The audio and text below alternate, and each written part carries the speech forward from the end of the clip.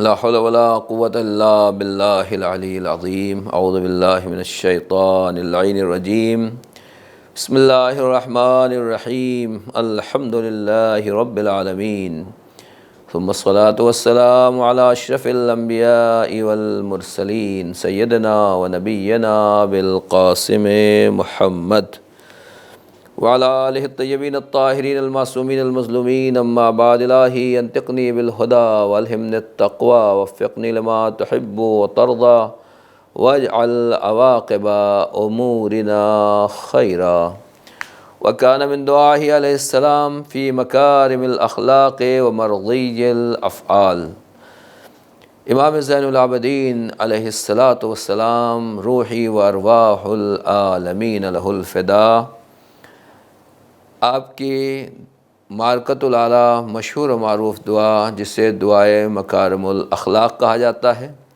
جو بلند ترین اخلاق اور پسندیدہ ترین اعمال کے بارے میں امام کی بہترین دعا ہے۔ صحیفہ کاملہ کی 20ویں دعا نمبر 20، اسی کے بارے میں اللہ نے یہ توفیق دی ہے کہ کچھ باتیں آپ کی خدمت میں پیش کی جا سکیں، اپنے بچوں کے لیے ان دعاؤں کی وضاحت پیش کر سکوں، یہاں تک کہ امام نے یہ دعا فرمائی: خدایا وَأَكْمِلْ ذَلِكَ لِي بِدَوَامِ الطَّاعَةِ وَلُزُومِ الْجَمَاعَةِ وَرَفْضِ أَهْلِ الْبِدْعِ وَمُسْتَعْمِلِ الرَّأْيِ الْمُخْتَرِعِ۔ پروردگار، یہ جتنی بھی نیک اور اچھی صفات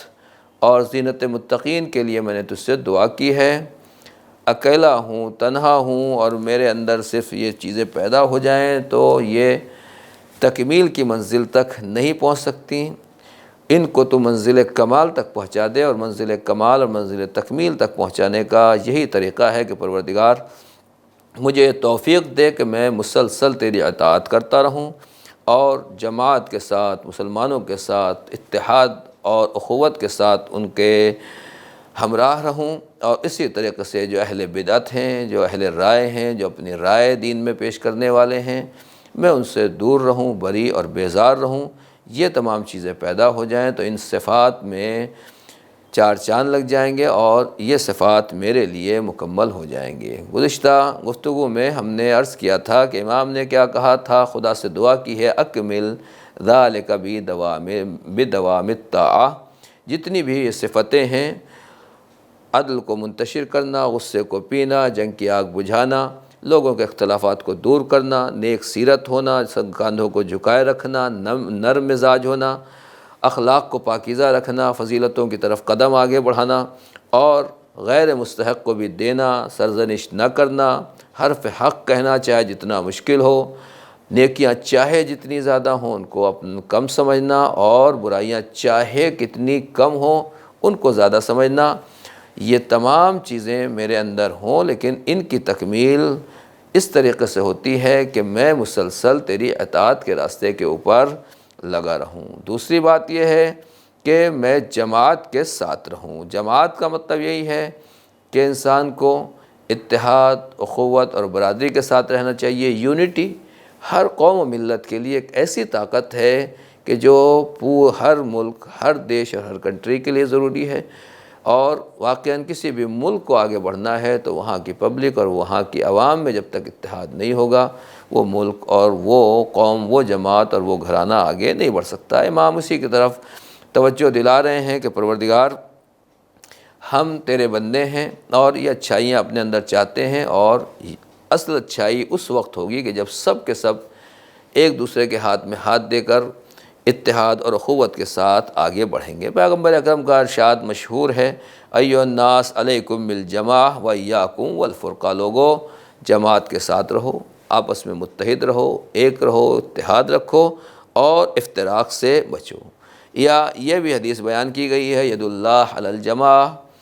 خدا کا ہاتھ جماعت کے ساتھ ہوتا ہے، لہذا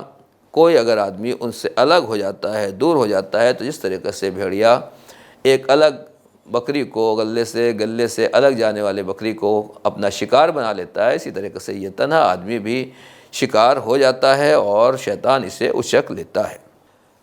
پیغمبر سے پوچھا گیا یا رسول اللہ پہلے تو یہ بتائیے جماعت کیا ہے؟ جہاں ساری پبلک پوری دنیا ایک جگہ جمع ہو رہی ہو، اس کا نام اجتماع ہے، یا جماعت سے مراد آپ کی کچھ اور ہے؟ آپ نے فرمایا، آپ سے پوچھا گیا ما جماعت امتک، آپ کی امت کی جماعت کیا ہے؟ آپ نے فرمایا من کان علی الحق وان کانوا عشرہ، وہ لوگ جو حق کے راستے پر ہوں چاہے ان کی تعداد 10 ہی کیوں نہ ہو۔ یعنی اصل چیز اجتماع کا مطلب یہی ہے جو امام نے خدا کی بارگاہ میں دعا کی ہے، وہ لزوم الجماع، پروردگار مجھے توفیق دے کہ میں لازم رہوں، جڑا رہوں، الگ نہ ہوں جماعت سے۔ پیغمبر اکرم صلی اللہ علیہ وسلم فرما رہے ہیں جماعت کا مطلب ہے یعنی جو لوگ حق کے راستے کے اوپر چلنے والے ہوں چاہے وہ تھوڑا ہی ہوں۔ یعنی گویا اس دعا میں امام زین العابدین انڈائریکٹ یہ دعا کر رہے ہیں کہ پروردگار میں یہ توفیق دے کہ میں حق کے راستے پر چلتا رہوں اور حق پر چلنے والوں کے ساتھ میں چلتا رہوں۔ مولا کائنات صلی اللہ علیہ والسلام سے بھی یہ پوچھا گیا کہ یہ بتائیے کہ سنت اور بدعت، جماعت اور اختلاف کی تفسیر کیا ہے؟ آپ نے کہا السنہ واللہ سنت محمد صلی اللہ علیہ وسلم، سنت کا مطلب سنت پیغمبر صلی اللہ علیہ وسلم ہے۔ بدعت کا مطلب یہ ہے کہ جو اس سنت سے الگ کام ہے، جو اس سے جدا ہے، جس کا راستہ اس سے الگ ہے، اسے بدعت کہا جاتا ہے۔ اور جماعت والجماعت واللہ مجامعۃ اہل الحق وان قلوا، وہی پیغمبر نے جو فرمایا تھا، مولا کائنات نے اس کو دوسرے انداز سے فرمایا کہ جماعت کا مطلب ہے کہ جہاں حق والے ایک جگہ جمع ہوں اور ان کی جماعت ہو، ان کی ٹیم ہو، ان کا گروہ ہو، چاہے ان کی تعداد تھوڑی ہی کیوں نہ ہو۔ والفرقۃ مجامعۃ اہل الباطل وان کثروا، اللہ اکبر۔ امام کہتے ہیں کہ فرقت کا مطلب، اختلاف کا مطلب، افتراق کا مطلب کیا ہے کہ جہاں اہل باطل ایک جگہ جمع ہو جائیں، ان کی تعداد کتنی ہی زیادہ کیوں نہ ہو، بھیڑ کتنی ہی زیادہ کیوں نہ ہو، وہ سب کے سب جو ہیں وہ در حقیقت افتراق ہے، اس کا نام جماعت نہیں ہے۔ جہاں کہیں بھی اہل بیت علیہ السلام دکھائی دیں گے وہاں بظاہر آپ کو تعداد چھوٹی نظر آئے گی۔ مولا کائنات کا گھر ہو، چاہے مدینہ ہو، مکہ ہو، یا آپ واقعہ کربلا میں دیکھ لیں، ایک طرف 72 ہیں اور پوری دنیا جو ہے جہاں کہیں بھی یزید کی حکومت ہے وہ سب کے سب اہل باطل ہیں۔ اب ظاہر میں دیکھنے والا تو یہی کہے گا، شور یہی کہا گیا کہ ہمیں حکومت کے ساتھ رہنا ہے اور یزید کے ساتھ رہنا ہے، لیکن مولا کائنات کیا کریں کہ جہاں اہل حق ہیں، جماعت چھوٹی ہی صحیح مگر یہی در حقیقت جماعت ہے، اور جہاں باطل ہے چاہے جتنی کثرت اور بھیڑ بھاڑ ہو، وہ لوگ جو ہے در حقیقت متفرق ہیں اور بکھرے ہوئے ہیں، ان کے دل ایک دوسرے سے الگ ہیں، بظاہر دیکھنے میں ایک ہیں۔ اسی لیے کربلا والوں کی سب تعریف کرتے ہیں۔ آج غیر مسلم بھی جو بھی کربلا کے بارے میں باخبر ہوتا ہے اور وہاں کے حالات اسے معلوم ہوتے ہیں، وہ ان کا ساتھ دیتا ہے اور ان کے لیے آنکھوں سے آنسو بہاتا ہے۔ وجہ کیا ہے کہ یہ اہل حق تھے اور یہ اہل جماعت تھے۔ امام علیہ السلام نے خدا سے یہی دعا کی۔ ہر مومن کی ذمہ داری ہے، ہماری بھی ذمہ داری ہے کہ جماعت کے ساتھ رہیں، یعنی حق کا ساتھ دیں۔ اگر تھوڑے بھی ہیں تو ہمیں اس سے نہیں گھبرانا چاہیے۔ قرآن نے یہی کہا ہے، اکثریت کی مذمت کی ہے کہ ان میں سے اکثر لوگ جانتے نہیں ہیں، اکثر لوگ عقل کا استعمال نہیں کرتے ہیں، اکثر زیادہ تر ایسے لوگوں کی بات کہی ہے، لیکن جو اور کہا ہے بہت کم لوگ ہیں جو عبادت کرنے والے ہیں، کم لوگ ہیں جو میرا شکریہ ادا کرنے والے ہیں، کم لوگ ہیں جو حق کی بات کو ماننے والے ہیں یا حق کی اطاعت کرنے والے ہیں۔ قرآن نے باقاعدہ قلیل اور کثیر دونوں کا کمپیئر، موازنہ کیا ہے، لہٰذا گھبرانا نہیں چاہیے اور حق کے راستے پر چلنے کے لیے خدا سے دعا کرتے رہنا چاہیے۔ یہاں سے یہ بھی واضح ہو گیا کہ جو باطل فرقے ہیں اگر ان کی تعداد زیادہ ہے تب بھی کوئی گھبرانے کی ضرورت نہیں ہے۔ پہلے ہم یہ دیکھیں کہ ہم حق پر ہیں یا نہیں، اور اہل بیت سے بڑا کوئی حق نہیں ہے۔ پیغمبر نے خود فرمایا ہے کہ علی حق کے ساتھ ہیں اور حق علی کے ساتھ ہے۔ پروردگار حق کو ادھر موڑ دینا، جدھر علی جائیں۔ تو جو لوگ مولا کائنات کے دامن کو تھامے ہوئے ہیں اور ان سے وابستہ ہیں، یقیناً وہی اہل حق ہیں اور وہی اہل جماعت ہیں۔ اس کے بعد امام کہتے ہیں وَرَفْضِ اہل البدع، پروردگار مجھے توفیق دے کہ میں رفض کر دوں اہل بدعت کو۔ اسی رفض سے نکلا ہے رافضی۔ رافضی کا مطلب ہوتا ہے وہ انسان جو اہل بدعت کو چھوڑنے والا ہو، یعنی رافضی کوئی برا کام نہیں ہے۔ امام نے دعائے مکارم الاخلاق میں یہ لفظ رافضی استعمال کیا ہے۔ رافضی یعنی وہ انسان جو بدعتیوں سے الگ رہے، جو حق والوں کے ساتھ رہے، جماعت کے ساتھ رہے، اہل حق کے پیچھے چلے اور ان سے وابستہ رہے، اور اہل بدعت کو چھوڑ دے۔ یعنی ہر جگہ جو رفض جو ہے وہ کوئی برا کام نہیں ہے۔ اگر حق کو انسان چھوڑتا ہے تو اس کا نام ہے بدعت، اس کا نام ہے برا، اس کا نام ہے باطل، اور اس کا نام ہے گمراہی۔ لیکن اگر اہل بدعت کو چھوڑتا ہے تو اس کا نام ہے رفض۔ یعنی اس زمانے میں بھی امام زین العابدین علیہ السلام نے یہ لفظ استعمال کیا، تو اس کا مطلب یہی ہو رہا ہے کہ اہل باطل کو چھوڑنے والے کو رافضی کہا جاتا ہے۔ الحمدللہ جن لوگوں نے کبھی بھی باطل کے ہاتھ کے اوپر بیعت نہیں کی اور ہمیشہ اہل بیت کے دامن سے وابستہ رہے اور اہل بیت کے راستے کے اوپر چلتے رہے، اگر ان کو رافضی کے لفظ سے استعمال یاد کیا جاتا ہے تو یہ ان کے لیے فخر کی بات ہے کہ انہوں نے ہمیشہ اہل بدعت کو چھوڑا ہے اور اہل حق یعنی اہل بیت رسالت اور اہل بیت پیغمبر علیہ الصلوۃ کے دامن کو تھاما ہے، اور وہ اسی سے چپکے رہے ہیں، وابستہ رہے ہیں۔ اللہ نے بھی خود فرمایا وَاعْتَصِمُوا بِحَبْلِ اللَّهِ جَمِيعًا وَلَا تَفَرَّقُوا، دیکھو اللہ کی رسی کی وہ مضبوطی سے پکڑ لو اور سب کے سب متحد رہو اور آپس میں اختلاف نہ کرو اور متفرق نہ ہو۔ رسی خدا، اللہ کی رسی اور ریسمان ہدایت خدا سے مراد کیا ہے؟ ایک ہے قرآن مجید اور دوسرے اہل بیت، یہ دونوں ریسمان ہدایت ہیں۔ اللہ کہہ رہا ہے انہی کے دامن کو وابستہ رہو، انہی کے دامن کو مضبوطی کے ساتھ پکڑ کے رکھو۔ ان کے علاوہ جو بھی ہیں وہ اہل بدعت ہیں۔ امام سجاد کہہ رہے ہیں خدایا تیری بارگاہ میں دعا ہے مجھے توفیق دے کہ میں اہل بدعت کے ساتھ نہ جانے پاؤں، کسی نہ کسی طریقے سے ان سے اپنے آپ کو بچا کر رکھوں۔ آئیے جماعت کے معنی ہمیں معلوم ہو گئے، اب بدعت کیا ہوتا ہے اور اہل بدعت کون لوگ ہوتے ہیں، ذرا ان کو بھی دیکھ لیں۔ رسول خدا صلی اللہ علیہ وسلم نے ارشاد فرمایا ہے شر الامور محدثاتها الا وکل بدعۃ ضلالہ الا وکل ضلالۃ ففی النار۔ بدترین امور وہ ہیں جو نئی نئی ایجادات دین میں کی جا رہی ہیں اور دین میں نئی نئی چیزیں ایڈ کی جا رہی ہیں، اور یاد رکھو ہوشیار رہو ہر بدعت ضلالت ہے، یعنی ہر بدعت گمراہی ہے، اور ہر گمراہی کا نتیجہ اور انجام جہنم ہے۔ یعنی گویا پیغمبر اکرم صلی اللہ علیہ وسلم نے واضح طریقے سے بتا دیا کہ بدعت بری چیز ہے اور بدعت کا انجام جہنم ہوتا ہے۔ پہلے میں اپنے ناظرین کو اور خاص طور سے اپنے بچوں اور جوانوں کو سمجھا دوں کہ بدعت کسے کہا جاتا ہے۔ بدعت کا مطلب یہ ہے کہ جو چیز دین کا حصہ نہیں ہے، دین میں نہیں ہے، اسے دین کا حصہ بنا کر دین میں شامل کرنا، مذہب کا پارٹ سمجھ کر اسے انجام دینا، اس کا نام ہے بدعت۔ ہم یہ قلم استعمال کر رہے ہیں، یہ موبائل استعمال کر رہے ہیں، گاڑی استعمال کر رہے ہیں، کوئی بھی چیز استعمال کر رہے ہیں، نئی نئی ٹیکنالوجی آ رہی ہے، اسے بدعت نہیں کہا جاتا۔ یہ سب وہ چیزیں ہیں جو دنیا کے اختراعات ہیں، انکشافات ہیں، اور دنیا کی ترقی ہے، پروگریس ہے۔ دین اسلام اس کو سپورٹ کرتا ہے، اسلام خود علم اور ٹیکنالوجی کو بڑھاوا دیتا ہے، اس کی تعریف کرتا ہے۔ لیکن اگر کوئی چیز دین میں ایڈ کی جائے یہ کہہ کر کہ یہ دین کا حصہ ہے، اذان میں کوئی چیز بڑھا دی جائے تو یہ اذان کا حصہ سمجھ کے اگر اس کو کہا جائے گا تو وہ اذان کے لیے بدعت ہو جائے گی۔ نماز میں کوئی چیز بڑھائی جائے گی یا گھٹائی جائے گی تو وہ نماز کے لیے بدعت ہو جائے گی۔ مثلا پیغمبر اکرم حضرت محمد مصطفیٰ صلی اللہ علیہ وسلم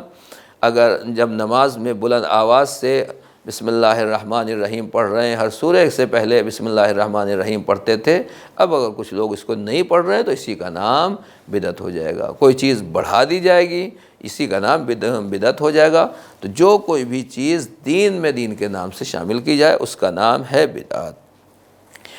اسی لیے پیغمبر نے فرمایا ہے کہ ہوشیار رہو، کوئی ایسا نہ کرنا کہ تم کوئی سنت کوئی بدعت جاری کر دو، کوئی نیا رسم و رواج ایسی چیز شروع کر دو دین کے نام پر جو دین نہیں ہے۔ کیوں؟ اس لیے کہ اگر کوئی انسان کسی بدعت کو شروع کرتا ہے، کوئی غلط کام شروع کرتا ہے، تو جو کچھ بھی اس کا گناہ ہے وہ گناہ اس کے ذمہ رہے گا۔ اب جتنے لوگ اس غلط کام کو کریں گے ان سب کو تو گناہ ملے گا ہی، ان سب کا گناہ اس شخص کے سر کے اوپر بھی جائے گا۔ لہٰذا بدعت یہ خطرناک چیز ہے۔ اللہ ہم سب کو اور دنیا کے تمام مسلمانوں اور مومنین کو بدعت سے محفوظ فرما اور کسی بھی چیز کو دین میں داخل کرنے سے ہماری حفاظت فرما۔ البتہ یہاں پر یہ بات واضح کر دوں کہ اگر ہم کوئی ایسا کام، کوئی لوکل رسم و رواج، کوئی ایسی باتیں جس کو ہم انجام دیتے ہیں لیکن دین نہیں سمجھتے، شریعت نہیں سمجھتے، ٹھیک ہے یہ اپنا رسم و رواج ہے، لوکل ایک ریت ہے، طریقہ ہے، انداز ہے کسی قوم قبیلے کا، وہ اسے اپنا دین اور مذہب نہیں سمجھتے، اپنے لیے اسے انجام دیتے ہیں اور وہ دین اور شریعت کے خلاف بھی نہیں ہے، شریعت اور قرآن و حدیث کی روشنی میں وہ حرام بھی نہیں ہے، تو اسے انجام دینے میں کوئی حرج نہیں ہے اور اسے بدعت نہیں کہا جاتا ہے۔ مولا کائنات علیہ الصلوۃ والسلام نے فرمایا اہل البدع کلاب اہل النار، اللہ اکبر، جو اہل بدعت ہیں وہ جہنم کے کتے ہوں گے۔ اتنی زیادہ مذمت کی گئی اہل بدعت کی۔ بدعت کا مطلب دیکھیے ذرا آپ سوچیں کیوں اتنی مذمت کی گئی ہے، کیوں اتنا برا کہا۔ بدعت کا مطلب یہ ہے کہ کوئی آدمی یہ کہے یہ قانون، یہ چیز، یہ بات مجھے اچھی لگ رہی لہٰذا اس کو دین بنا دو، یعنی گویا جو خدا کا قانون ہے تم پروردگار کے مقابلے میں اپنی چیز کو لا رہے ہو، یعنی خدا کی سمجھ میں نہیں آیا معاذ اللہ، رسول خدا صلی اللہ علیہ وسلم کی سمجھ میں نہیں آیا، جو آپ کی سمجھ میں آ گیا اور آپ اس کو اچھا دکھائی دے رہا ہے، آپ اللہ اور رسول کو بتائیں گے کہ یہ چیز اچھی ہے یا بری ہے۔ لہٰذا امام نے فرمایا کہ اہل بدعت جو ہیں وہ اہل جہنم کے کتے ہیں۔ مولا کائنات نے فرمایا کہ اہل بدعت در حقیقت کیا ہیں؟ بہت سی چیزیں لگتی ہیں، ارے صاحب یہ شروع کر دیے، یہ شروع کیجئے، بہت اچھی بات ہے، بہت اچھی بات ہے، ہمیں اور آپ کو لگ رہا ہے کہ یہ اچھی بات ہے، لیکن اللہ، رسول اور 12 اماموں نے اتنے سال، تقریباً 250 سال کی زندگی 12 ائمہ طاہرین علیہ الصلوۃ والسلام کی ہے، انہوں نے بہت سی چیزیں ہمیں نہیں بتائیں جو ہمیں اور آپ کو اچھی لگ رہی ہیں بظاہر۔ تو مولا کائنات کہتے ہیں کیوں ہے اہل بدعت اس منزل میں؟ اہل بدعت در حقیقت فالمخالفون لامر اللہ، یہ امر الہی کی مخالفت کرتے ہیں، دین الہی کے مخالف ہیں، ولی کتابیں، یہ قرآن کے مخالف ہیں، ولی ورسولہ، اور اس کے رسول کے مخالف ہیں، العاملون برائیہم، یہ کون ہے؟ اہل بدعت کا مطلب ہوتا ہے جو اپنی رائے، اپنی مرضی کے مطابق جو ہو موڈ آ گیا، جو دل چاہا ادھر چلنے والے ہیں، وہ ہوا و ہوس کے غلام ہیں، یہ ہوا و ہوس کے بندے ہیں۔ لہٰذا وَإِن كَثُرُوا، وہ چاہے ان کی تعداد اتنی زیادہ ہو، صاحب دیکھیے ادھر تو پوری بھیڑ کی بھیڑ، پبلک کی پبلک چلی جا رہی ہے، یہ تو ہو سکتا ہے صحیح ہوں گے، اتنے لوگ کیسے غلط کرتے ہیں۔ آج کل کچھ جوان بچے مجھ سے ملاقات ہوئی، ہم نے ان کو سمجھایا اور کہا بھائی یہ دین ہے، یہ حق ہے، یہ شریعت ہے، یہ مذہب اہل بیت ہے، قرآن مجید یہ فرماتا ہے۔ صاف صاف انہوں نے سنا، دیکھا، قرآن مجید کی آیتیں دیکھی، مثلاً طلاق سے متعلق گفتگو، کسی جوڑے کی پریشانی تھی تو اس کو قرآن مجید کا حکم طلاق بتایا کہ 3 مرتبہ طلاق کہنے سے طلاق نہیں ہوتی، یہ قرآن مجید ہے۔ بعد میں کہتے ہیں ارے اتنے سارے لوگ مگر یہ کیسے غلط ہو جائیں گے؟ مولا کائنات یہی فرما رہے ہیں کہ بدعت کرنے والے، دین میں ایجاد کرنے والے، قرآن کے خلاف رائے دینے والے جو ہیں یہ اپنی رائے پر چلنے والے ہیں، اپنی ہوا و ہوس کے پیچھے چلنے والے، وَإِن كَثُرُوا، چاہے ان کی تعداد کتنی ہی زیادہ کیوں نہ ہو۔ اور امام جعفر صادق علیہ الصلوۃ والسلام نے فرمایا ہے کہ من دعا الناس الی نفسہ وفیہم من هو اعلم منہ فهو مبتدع ضال، اللہ اکبر۔ دیکھیے بدعتی کسے کہا جاتا ہے؟ بدعتی صرف وہی نہیں ہے کہ جو دین میں نئی باتیں لا رہا ہے اور نئی چیزوں کی دنیا کے سامنے پیش کرتا ہے، بلکہ امام جعفر صادق تو یہاں تک فرماتے ہیں کہ اگر کوئی آدمی لوگوں کو اپنی طرف دعوت دے رہا ہے، میری بات مانو، میرے پیچھے چلو، مجھے فالو کرو، اور بس میں ہی میں ہوں، میں ہوں، میں ہوں، اور امام کہتے ہیں من وفیہم من هو اعلم من، اگر قوم میں اس سے بہتر کوئی انسان ہے فہو مبتدع ضال، یہ بدعتی ہے اور گمراہ ہے، گمراہ کرنے والا ہے۔ مطلب یہ ہوا کہ دین میں، شریعت میں جو سب سے بہتر ہے ہمیں اس کے پیچھے چلنا ہے، اور ائمہ طاہرین ہر زمانے میں اپنے اعتبار سے، ہر زمانے میں ہر امام بہتر تھا، عالم تھا، افضل تھا، ہر لحاظ سے امام کو فضیلت حاصل تھی۔ اب جن لوگوں نے بھی اپنے زمانے میں اماموں کو چھوڑا، در حقیقت وہ اہل بدعت کے پیچھے چلے۔ آج کے زمانے میں بھی جو نظام تقلید ہے، نظام تقلید میں ہم اسی کی تقلید کرتے ہیں جو عالم ہوتا ہے۔ عالم کا مطلب یہ ہے جو سب سے زیادہ جاننے والا ہو۔ امام جعفر صادق علیہ السلام یہی فرما رہے ہیں کہ جو عالم کو چھوڑ کر، زیادہ پڑھے لکھے کو چھوڑ کر اس سے کم علم والا ہے اور وہ اپنے کو اپنی طرف لوگوں کو بلا رہا ہے، تو آپ اسے یہ نہ سمجھیں یہ بھی عالم ہے، یہ بھی عالم ہے۔ نہیں، امام جعفر صادق علیہ السلام کی نظر میں ایکسپرٹ کے ہوتے ہوئے، ماہر کے ہوتے ہوئے اگر اس سے کم درجے کا آدمی لوگوں کو اپنی طرف بلائے اور اس کی طرف نہ بلائے، یہ بھی بدعتی ہے اور یہ بھی گمراہ ہے۔ کیوں؟ اس لیے کہ جو آپ سے بہتر ہے اس کے پیچھے چلنا چاہیے، جو آپ سے عالم ہے، جو آپ کا استاد ہے اور آپ سے زیادہ علم رکھنے والا ہے، اس کے پیچھے چلنا چاہیے۔ البتہ عالم کون ہے اور صاحب کس کے علم کی کتنی عظمت ہے، یہ اہل خبرہ بتائیں گے، وہ ایک الگ مسئلہ ہے۔ دوسری بات یہ ہے کہ بدعتی کے ساتھ کس حد تک رویہ، دیکھیے پھر سے عرض کروں کہ امام نے کیا دعا کی، پروردگار مجھے توفیق دے کہ میں رفض کروں، رافضی بن جاؤں اہل بدعت کے لیے، اہل بدعت کو چھوڑ دوں، ان سے الگ رہوں۔ اب رسول خدا صلی اللہ علیہ وسلم فرماتے ہیں من اعرض عن صاحب بدعت بغضا له ملأ اللہ قلبہ امنا و ایمانا، جو اللہ کی محبت میں صاحب بدعت سے اپنا منہ موڑے گا، اس سے ناراضگی اختیار کرے گا، اللہ اس کے دل کو ایمان اور امن سے بھر دے گا۔ اور اہل بدعت کا ساتھ دینا کس حد تک برا ہے، پیغمبر صلی اللہ علیہ وآلہ وسلم ہی نے فرمایا من تبسم فی وجہ مبتدع فقد اعان علی ہدم دینہ، اگر کسی اہل بدعت کے سامنے آپ مسکرا بھی دیے، آپ نے خالی اس کے سامنے اپنا چہرے پہ مسکراہٹ اور تبسم بھی آ گیا، تو گویا آپ نے اپنے دین کو برباد کرنے میں اور دین کی بلڈنگ کو ڈسٹرائے کرنے میں اور ڈھانے میں اس کی مدد کی ہے۔ اہل بدعت کے سامنے پیار محبت اور لبوں پہ مسکراہٹ بھی نہیں ہونا چاہیے۔ کیا کریں امام؟ رفض اہل البدع، ان کے سامنے آپ کا چہرہ سخت سے سخت ہونا چاہیے، انداز مضبوط سے مضبوط ہونا چاہیے، ایسے لوگوں کے ساتھ کوئی کمپرومائز نہیں ہے۔ اور واقعاً رسول خدا نے فرمایا کہ عمل قلیل فی سنت خیر من عمل کثیر فی بدعہ، سنت کے مطابق عمل کرو گے، تھوڑا سا عمل بھی اگر کرو گے تو یہ اچھا ہے، اور بدعت کے اعتبار سے پوری پوری رات آدمی لگا رہے نمازوں میں اور عبادتوں میں، اگر یہ بدعت ہے تو پھر اس عمل کی کوئی قدر و قیمت نہیں ہے۔ مختصر یہ ہے، آج کے زمانے میں بھی آپ دیکھیں ایک سے ایک اہل بدعت اور ایک سے ایک خرافاتی لوگ اور خرافاتی فرقے سر اٹھا رہے ہیں۔ اہل بیت کے مذہب کو بدنام کرنے کی کوشش کی جا رہی ہے، اور اہل بیت کے مذہب میں نئی نئی چیزیں الگ الگ انداز سے